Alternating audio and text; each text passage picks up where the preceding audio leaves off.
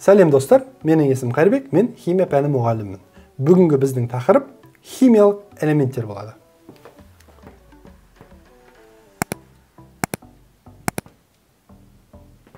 Химиялық элементтер. Өткен сабақтарда біз элементті жалпы екі мағынасын қарастырғанбыз.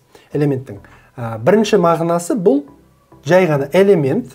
Элемент ол жай затты білдіреді. Яғни бір атом түрінен тұратын молекула, немесе қосылыс. Ал химиялық элемент бұл химиялық қасиетін сақтайтын сол жай заттардың жиынтығы деп айтсақ болады.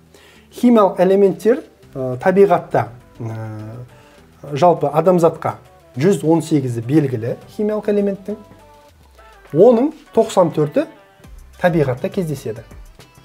Табиғи. Ал 24-і синтетикалық, яғни жасанды. Синтетикалық. Мүмкін сіздер мынандай бір кестені көрген боласыздар.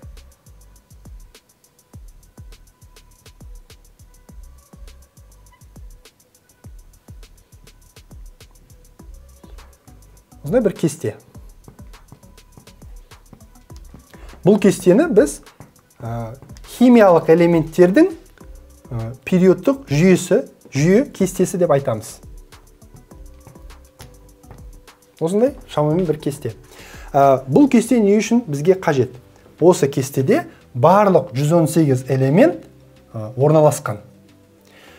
Не себепті бұның формасы бір ерекше, өзгеше. Себебі бұл химиялық элементтерді ғалымдар орналастырғанда белгілі бір заңдылықпен және реттілікпен орналасқан. Яғни мына кестеде заңдылық бар, заңдылық және реттілік бар. Мен бұл кестенің заңдылығы туралы басқа сабақтарда айтамын. Бүгін реттілігі бойынша кішкене қозғап кететін болсақ. Мысалға, қазір сіздер өздеріңіз қандай элементпен кездестіңіздер, немесе қандай элементті естідіңіздер, соны айтып көрсеңіздер. Табиғи кездесетін элементтер. Мысалға, қарапайым элементтердің бірі темір. Темірді көп білеміз, алтын. Естіген боларсыздар. Алюминий. Бұны да естіген боларсыздар. Сутек, бұл да элемент.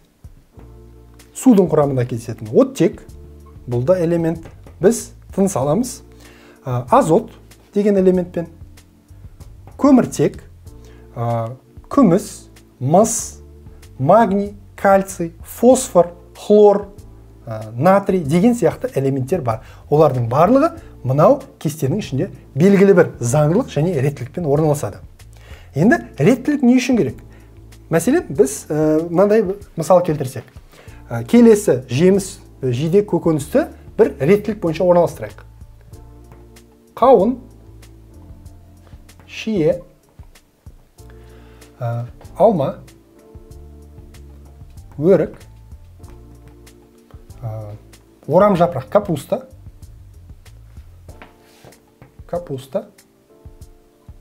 қарбыз. Осы жеміс-жидек, көкөністі қазір белгілі бір ретпен орналастырып көрейік. Біріншісі қайсысы, екіншісі, үшіншісі, тағы да басқа. Қандай біз бір заңдылық ойластырсақ болады бұл жерде? Қандай бір қасиетіне байланысты, немесе бір құрылысына байланысты біз оларды ретпен орналастыраламыз. Менің ойыма келетін бірінші бір қасиеттердің бірі бұл олардың салмағы немесе көлемі. Яғни ең кішінен жоғарыға дейін орналастырайды. Бірінші бізде шие кетеді. Яғни одан кейін өрік, одан кейін алма, үшінші, келесі бізде капуста, одан кейін қауын, және ең үлкені бізде қарбыз. Қарбыз ең үлкен және массасы, салмағы басқаларына қарағанда жоғары. Яғни мен белгілі бір заңдылықты өзім белгіледім. Сол заңдылық бойынша осы жеміс жидек көкөністі орналастырдым. Енді дәл осы кестеде адамзатқа белгілі барлық 118 элемент белгілі бір ретпен орналасқан. Және оларға нөмір берілген. Яғни әрқайсының нөмірі бар. Бірінші, екінші, үшінші, төртінші, тағы да басқа. Және оларға атау берген. Олардың осы кестедегі атаулары темір, алтын, алюминий, сутек емес. Бұл олардың қазақша атаулары, ал негізі жалпы ғылымдағы олардың ортақ атаулары бар. Солармен де қазір танысамыз. Тағы бір мысал келтіретін болсақ, неге бұларға реттілік береді және атау береді?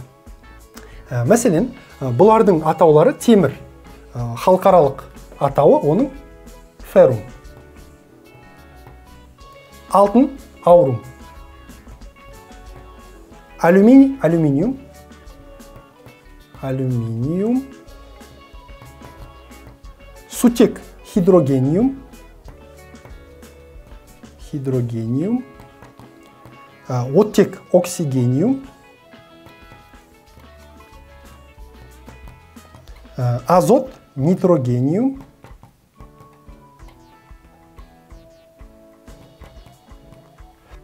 Осы халықаралық атаулары бойынша оларға таңба берілген. Мәселен, феррум, бұл жерде 2R. Феррум деп жазылады.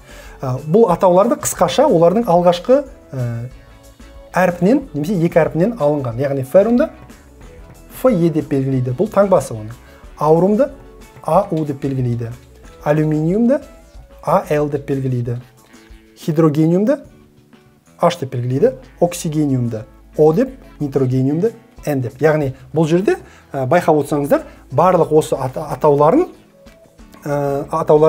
алғашқы бір немесе екі әрпін алған. Олардың қазақша атаулары темір, алтын, алюминий, сутек, оттек, азот. Негізгі халықаралық атаулары мына осылай жазылады. Және халықаралық белгіленген таңбалары осылайша белгіленеді. Енді сұрақ, не себепті олар халықаралық мына тілде жазылған және аталады? Бұл қандай тіл? Дұрыс, бұл латын тілі. Латын тілі. Сұрақ, оқушылар, не себепті химиялық элементтер латын тілінде жазылады және олардың таңбалары латын тілі бойынша белгіленеді? Бұл сұрақтың жауабын білгіңіз келсе, видеоның соңына дейін күтіңіздер. Әрі қарай мына кестеге қарайтын болсақ, кішкене бір түзетулер жүргізсек, мынадай және мынаны тағы да былай екіге бөлсем. Енді мына таңбаларды осы кестеге орналастырып көрейік. Хидрогениум бізде мына жерде орналасады. Нитрогениум мына жерде орналасады. Оксигениум мында орналасады. Алюминиум мында орналасады. Феррум мында орналасады. Аурум мында орналасады. Енді бұл әрбір химиялық элементтің өзінің орны бар. Олар заңдылық және реттілік бойынша орналасады. Енді не себепті оларды қысқаша былай таңбаларымен көрсетеді? Яғни толық атын жазбайды бұл жерде, жай ғана таңба. Мәселен, сіздер дене шынықтыру пәніне барасыздар. Онда топтарға бөлінесіздер және сіздерге мұғалім топта рет бойынша саналыңыздар дейді. Яғни сіздер тұрып бірінші, екінші, үшінші, төртінші, тағы да басқа сөйтіп жалғастырып саналасыздар. Және мұғалімнің келесі пәрмені командасы біріншілер екі қадам алға, екіншілер бір қадам алға деп команда береді. Не себепті сіздерді ретке бөледі? Сіздердің өздеріңіздің аттарыңыз бар. Алмат, Дәурен, Ермек, Самат. Неге? Алмат, Самат, Дәурен бір қадам алға, Ермек, Мұрат екі қадам алға деп айтпайды. Себебі мұғалімге сіздерді ретке бөлу жеңіл, оңай болады. Дәл сол себепті бізге толық олардың латын атауларын жазу мына кестеге қиын болғандықтан оларды жай ғана мынандай таңбамен орналастырамыз. Сонымен, бүгінгі сабақта біз химиялық элементтермен таныстық. Химиялық элементтер қазіргі таңда адамзатқа 118-і белгілі. Олардың ішіндегі 94-і табиғи, 24-і синтетикалық. Синтетикалық элементтерді ғалымдар қолдан жасаған. Яғни, неден қолдан жасаған? Табиғи 94 элементтердің кейбіреуін әртүрлі сол атомға өзгеріс жасау арқылы жаңа 24 химиялық элемент ашқан. Оны мен алдағы уақытта тағы да бір қарастырамыз. Және бұл элементтер белгілі бір жүйе бойынша және реттілік бойынша кестеде орналасады. Бұл кестені біз периодтық кесте дейміз. Периодтық кестенің заңдылығы бар. Мәселен, мынадай көлем немесе олардың салмағы бойынша орналасу заңдылығы. Жоғарыда көрсетілген мысал бұл химиялық элементтердің осы заңдылық бойынша орналасуы емес, бұл жай ғана сіздерге мысал ретінде көрсетілген. Және олардың әрқайсының атаулары бар, біз қазақша атауларын айтамыз. Халықаралық белгіленген атаулары латын тілінде екен, және олар латын әріптермен белгіленеді. Енді біздегі сұрақтың жауабы не себепті химиялық элементтер латын тілінде жазылады? Себебі жалпы химияның даму кезеңі бұл 18-19 ғасыр, сол кезде басталған. Бұл заманда ғалымдар, ең көп ғалымдар Европада шоғырланған. Европада халықаралық тіл латын тілі болған, немесе француз тілі, екеуі өте ұқсас. Орыстың да ғалымдары Ломоносов, Менделей, бұлардың барлығының ортақ тілі латын болған. Сол себепті әркім өз тілінде айтпас үшін бір барлығына белгілі және ортақ тілді олар таңдаған. Ол латын тілі болған. Сондықтан барлық элементтер, қосылыстар немесе заңдылықтар көбінесе латын немесе грек тілінде жазылады. Сонымен оқушылар, бүгінгі сабағымыз аяқталды. Сұрақтарыңыз болса, видеоның астына жазыңыздар, мен міндетті түрде жауап беремін. Сау болыңыздар.